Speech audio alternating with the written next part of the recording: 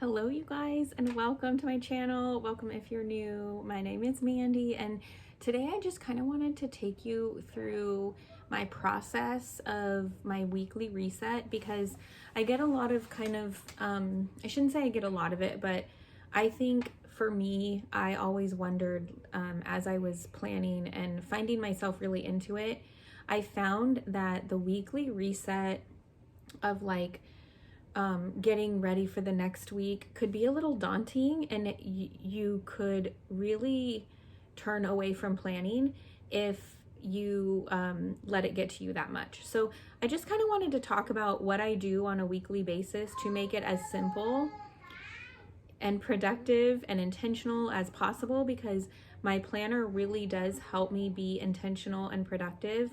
And if I give it up, I probably wouldn't be as productive as I am, as well as intentional with my goals.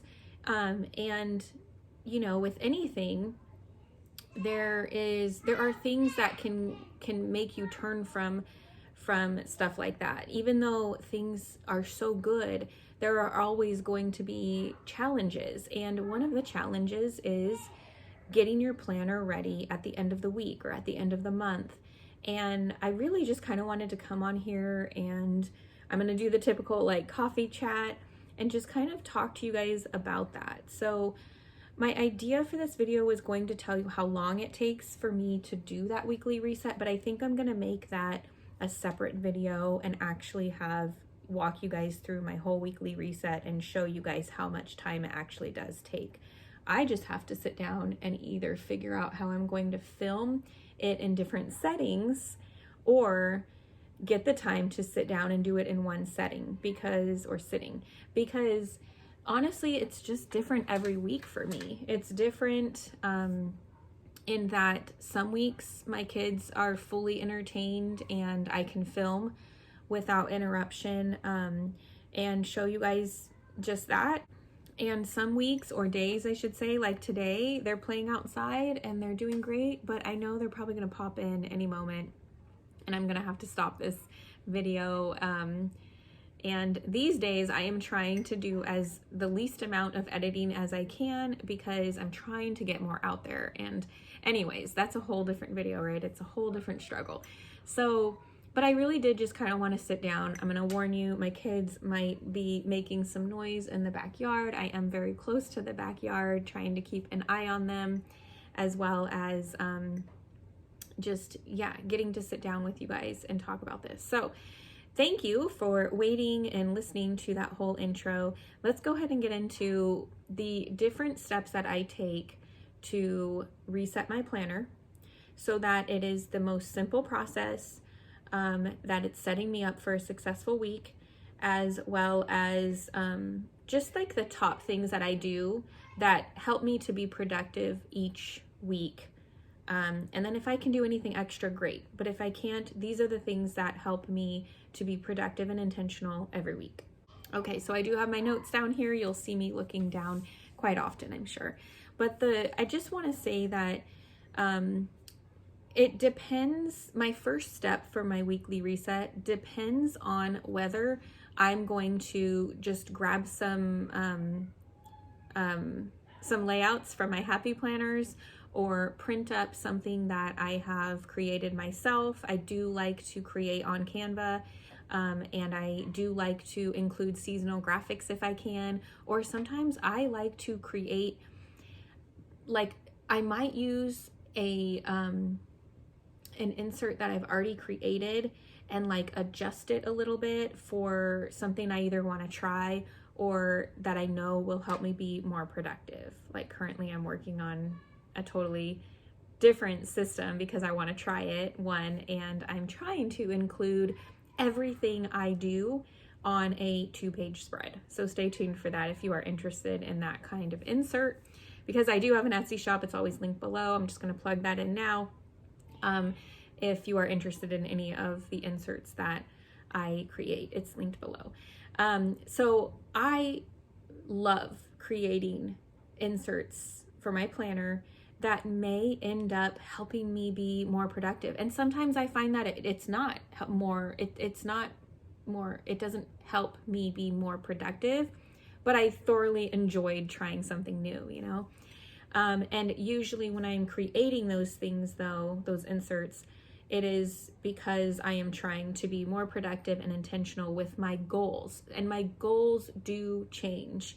Whether I can sit down and go over my goals every week or month, that may not be the case, but typically my goals are the same throughout the year.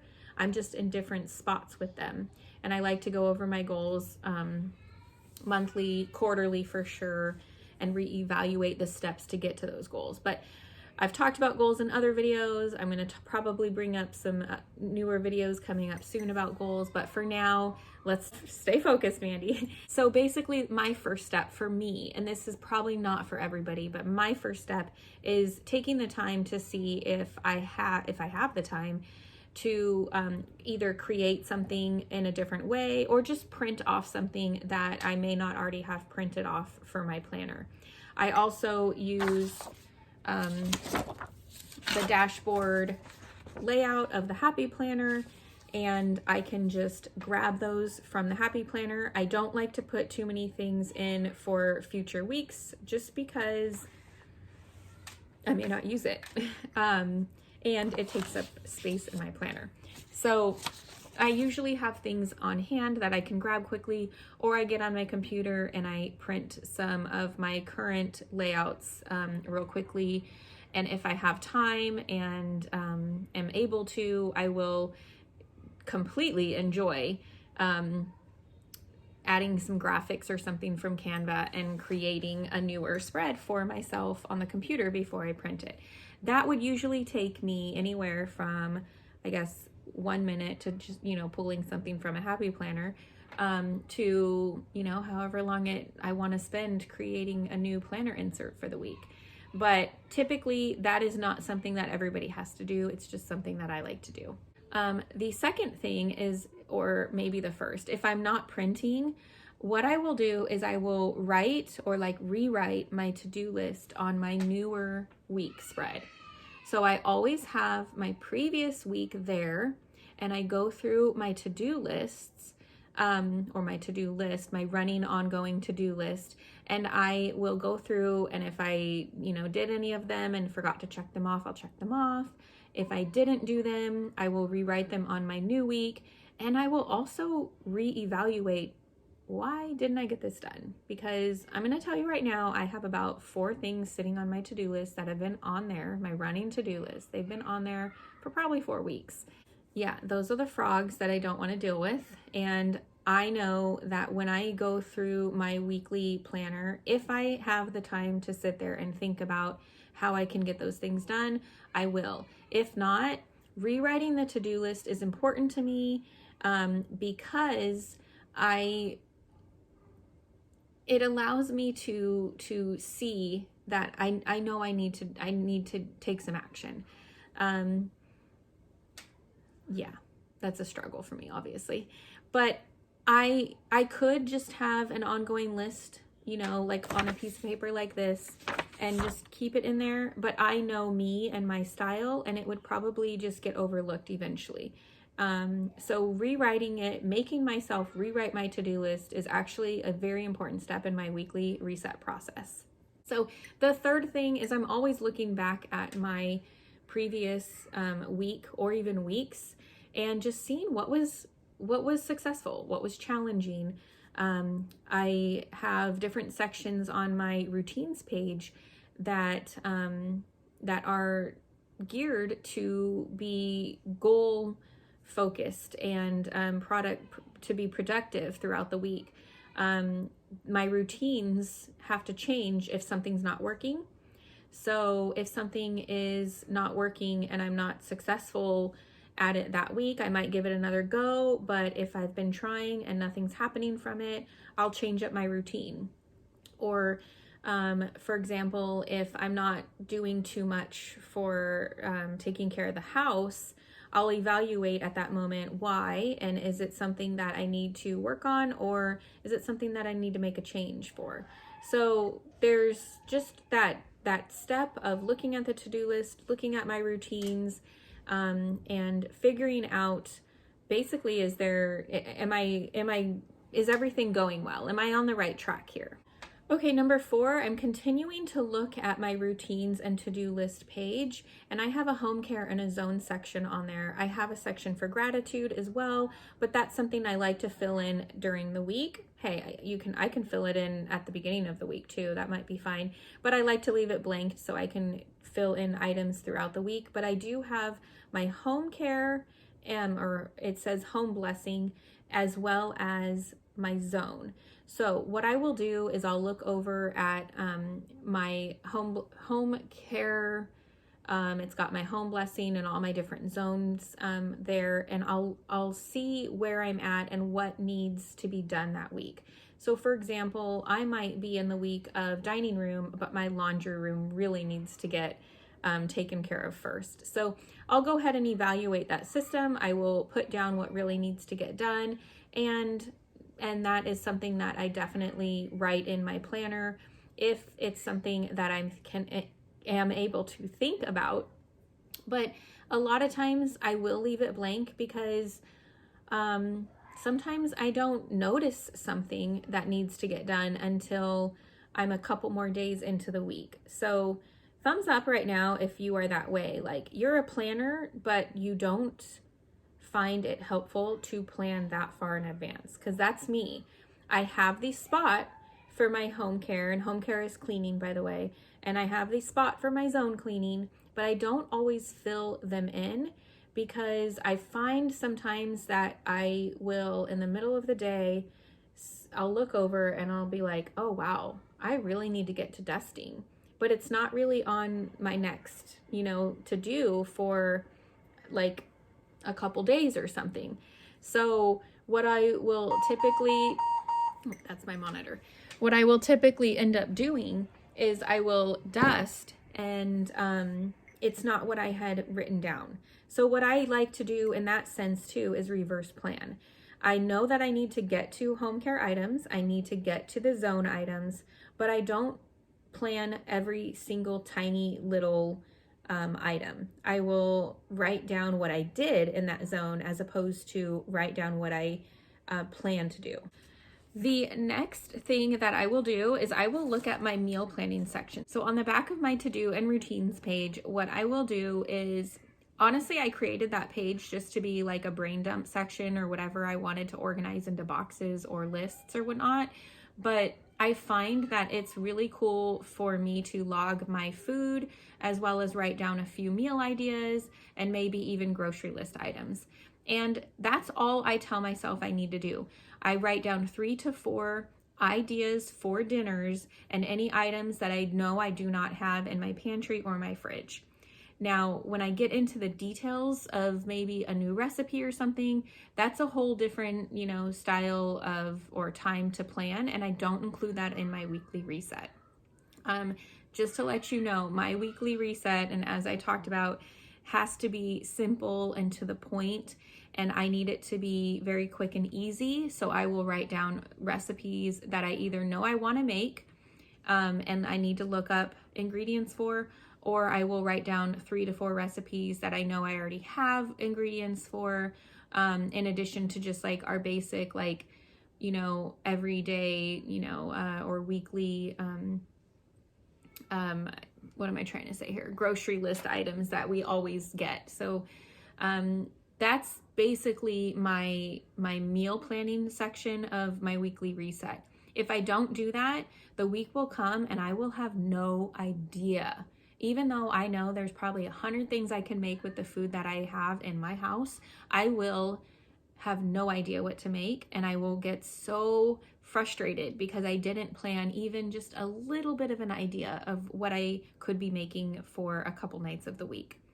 Also, just to kind of throw this in there, we do grocery pickups about 2 times a week.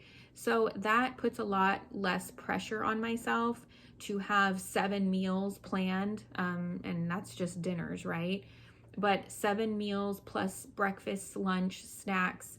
If I know that I'm going to do a grocery pickup in 3 days and I forgot something, then I can put that meal on hold till Thursday. I also don't like to get meats so far in advance to where I have to freeze them and then remember to take them out in the morning. So just keeping it simple to a couple days of dinner recipes a week, and that's perfect for our lifestyle right now. So next, I usually prep my son's homeschool section on a Thursday or a Friday. I try to do it pretty much right after we're done with school that day, since my brain's still in that mode. This can take me a good amount of time, so this is usually a different setting, a different time of me sitting down, trying to relax and plan the lessons that we are going to go over the next week. Now, the main reason I do that is mainly so I have an idea a few days ahead of what the next week is going to look like, and if there's any items or materials I need to get from the store or out or have prepared, so that way I am not flustered the day that we are getting into the lesson. It also helps me to plan science a little bit better, so it's a little more interesting and experimental for him, and just to, make the lessons as interesting and engaging as I can. And it's just for my brain, to be honest with you, and just setting up that week of the planner. I write the spelling words down, so that usually takes me a good 15 minutes and can be a totally different setting, but I do like to include it as my weekly reset, because if I don't do it, I just have this need that I have to have it done in case I ever want to look back and see what we were working on at that moment anyway. So the last thing that I do make sure that I touch on in my planner, it is not optional. It is a little bit of, to be honest, there's been weeks I haven't done this, but if I want to be as focused and intentional as I can, I visit my goals page. So my goals page is connected to one of my pages on my homeschool spread. So I basically have 4 pages that I have throughout the week. I have my routines and to-do page. On the other side of that is a brain dump style page, but I basically do a lot of meal and meal prep, meal planning, as well as meal logging, and then any notes. And then I have my, then comes my goals page that's connected to the other side of my homeschool lesson planner, as well as, the second page to my homeschool lesson planner. And on the other side of that is just a notes page. So there's not a lot that I have to prep with those pages, but on my goals page, I try to write down a few things that I want to do that week with the mindset that I may not get to this. So I don't have the most high expectations to get to this, but I try to write down a few of the things that maybe I already have goals for. For example, logging my food. That is always a struggle and it's always a goal, but some weeks I just can't. And some weeks I know that if I do, I will get closer to my goal. So I log food more, and then I write down a few tasks or things that I can do throughout the week that will help me to hopefully be more successful in that area. If I can, I will write down those things. I also end up writing, like, if there's a project I want to get done, I can write the project in and a couple things that I need to do. I can set deadlines on this page.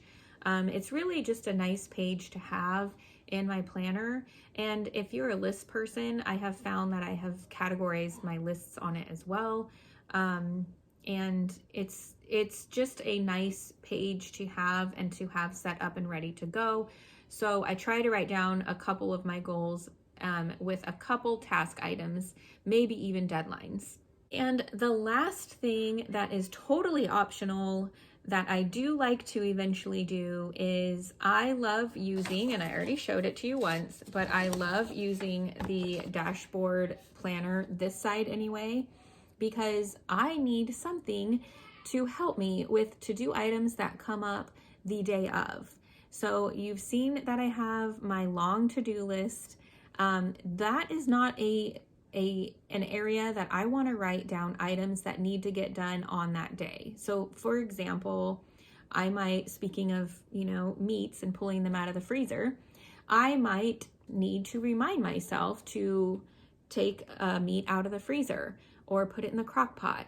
cut my kids' hair, cut my kids' nails, things that are going on that day. I want to take them to the library, renew books. I mean, I actually have tons of grocery pickup, check into the Carter's order. I have things like that come up on a daily basis, and that's what this page does. This page helps me on a daily basis. So what I do to prepare this page, and like I said, it's optional because this page is already ready. And technically, you don't even need the dashboard layout or any page. You can have a piece of paper. But what I like to do is decorate it. And if I have time that week and I find that I will enjoy decorating it, sometimes my kids help me out, or they'll pick stickers and I'll put them on there. But that is something that I do like to do as part of my weekly reset. Again, it is optional. It is not something that I do every week, but it is definitely more fun to do my to-do items from a page like this as opposed to it being blank. I go to this page a lot throughout the day, and I think it's fun to make it look fun and seasonal at that. Okay, you guys, so I hope that you enjoyed this video. I hope that it helped you kind of get an idea of the top things that I do on a weekly basis to basically get prepared for productivity and being intentional. As you know, if you've watched many of my videos, and if not, I like to create my routines to be geared towards focusing on my goals and my intentions. So that way, when I go to my planner and my routines page, I'll hold that up as well. I know that I'm getting in the Word every day because that's one of my morning routine items. I'm getting my workout in every day because that's one of my morning routine items. I'm keeping up on my kitchen and the laundry and logging food. Setting this up is very important for me to do on a weekly basis. I have been at the point where I typed these in, but more recently, as I started playing around with layouts again for myself, I found that writing them in is nice, and each week I can change it up if I really need to, because as I mentioned in one of the steps there, I definitely have to look into what I'm successful with and what's becoming a challenge. So I hope this helped you to see that really resets or planner resets can be very simple, but you do need to set some time aside for them. And I would love to know, how long does it take you to do your planner reset? What are the main pages or main sections that you have to make sure that you put attention to each week in order to have a productive and successful week in your eyes? So thank you for joining me today. I hope that you will hit the like button to let me know you liked this video, as well as subscribe if you want to see any more, and feel free to binge watch any of my past videos. Visit my Etsy shop. I have a newer layout that's very similar to the dashboard layout. As you know, I love the dashboard layout, except it does have a little twist to it that I felt like would be better for my planning and style for production. So check it out, and if you're interested, I hope that you will consider it. Use code Mandy30 if you want to get 30% off anything in my shop, and after you buy something, it will give you that code as well, so you really don't have to buy anything at full price.